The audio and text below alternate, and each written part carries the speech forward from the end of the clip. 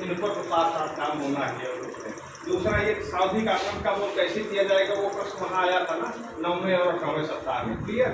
और तीसरा ये है, अभी थोड़ा बढ़ाए जा चलो फिर जल्दी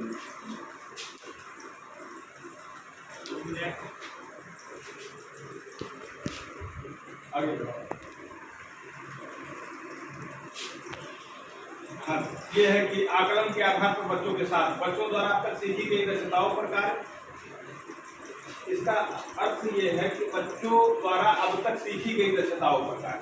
अगर जब आपने आकलन किया बच्चा आपका बी ग्रुप में चला गया, यानी वो दक्षता सीख गया, और अगर दक्षता सीख गया तो उसके साथ क्या होना है, अभ्यास होना है।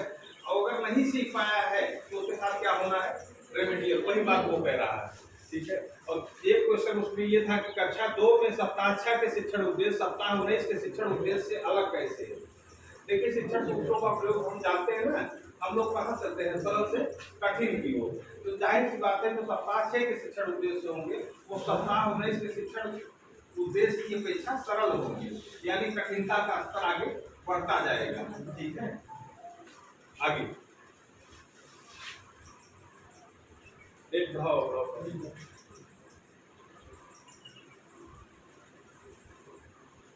साप्ताहिक शिक्षण योजना क्या होती है। देखिए, वर्ष भर की शिक्षण योजना आपने जान ली, वर्ष भर में 22 सप्ताह है, 9वें 18वें में सावधिक आकलन करना है, ठीक है। और सावधिक आकलन के उपरांत ग्रुप बनने हैं ए और बी, ठीक ना। ए के साथ क्या करना है, रेमेडियल करना है, बी के साथ पुनरावृत्ति करना है, बी के साथ पुनरावृत्ति करनी है, बस हो गया ना। उसमें उतनी बातें थी। चलिए आइए साप्ताहिक एवं दैनिक शिक्षण योजना। अब इस पर समझ लीजिए आप, भाषा शिक्षण के लिए कितने कालांश आवंटित है। भाषा शिक्षण के लिए कितने कालांश आवंटित है। सबके यहाँ टाइम टेबल को क्या है, 3 कालांश आवंटित है, ठीक है। 40-40 मिनट की भाषा के 3 पीरियड मिले हैं। मौखिक भाषा विकास डिकोडिंग पठन एवं लेखन पर साप्ताहिक रूप से कैसे कार्य किया जाएगा, जब आप उसको समझेंगे तो समझ पाएंगे। अकादमिक सत्र 2022-23 शिक्षण योजनाओं कार्य पुस्तिका से कैसे कार्य किया जाएगा, ये भी आगे जानेंगे। गृह कार्य बच्चों को कब दिया जाएगा, अब कितने प्रकार के ट्रैकर हैं और कौन से ट्रैकर कब भरे जाएंगे, ठीक है। ट्रैकर भी है, ट्रैकर समझिए, ट्रैकर और ट्रैक्टर में अंतर है। नहीं तो ट्रैक्टर चलाने लगे, ट्रैकर है ये, और ट्रैकर का शाब्दिक अर्थ क्या है,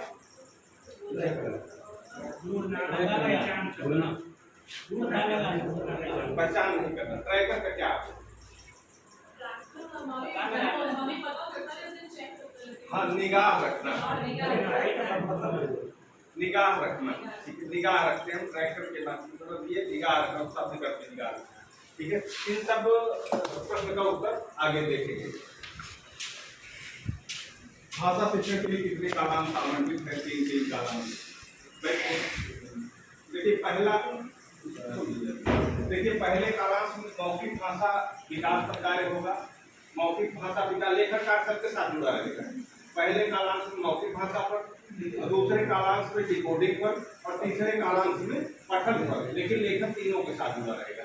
जब मौखिक भाषा विकास कर रहे हैं तभी लेखन रहेगा, जब डिकोडिंग कर रहे हैं तब भी लेखन रहेगा, और जब तीसरे कालांश में क्या कर रहे हैं, पठन, तब भी लेखन रहेगा, ठीक है। 3 कालांश है, तीनों में ये कार्य होंगे, याद कर लीजिए।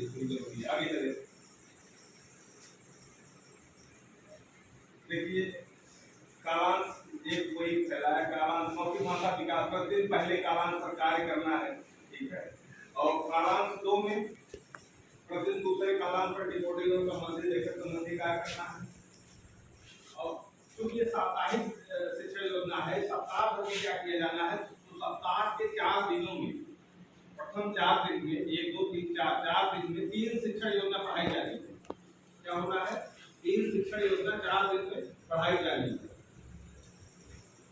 और सप्ताह के 5वें दिन व्यवस्थित पुनरावृत्ति, 5वें दिन पुनरावृत्ति किया जाएगा। जो आपने 3 शिक्षण योजनाओं को पढ़ाया है 4 दिनों में, वही 5वें दिन आप उसकी पुनरावृत्ति करेंगे, और 6ठे दिन क्या करेंगे, आकलन करेंगे, और आकलन से जो प्राप्त परिणाम है उनके आधार पर रेमेडियल या पुनरावृत्ति।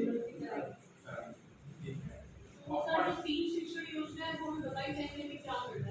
आपको जो पीजी मिलेगी, टीचर्स गाइड मिलेगी, उसमें शिक्षण योजना मिलेगी, उसी शिक्षण योजना को आपको इम्प्लीमेंट करना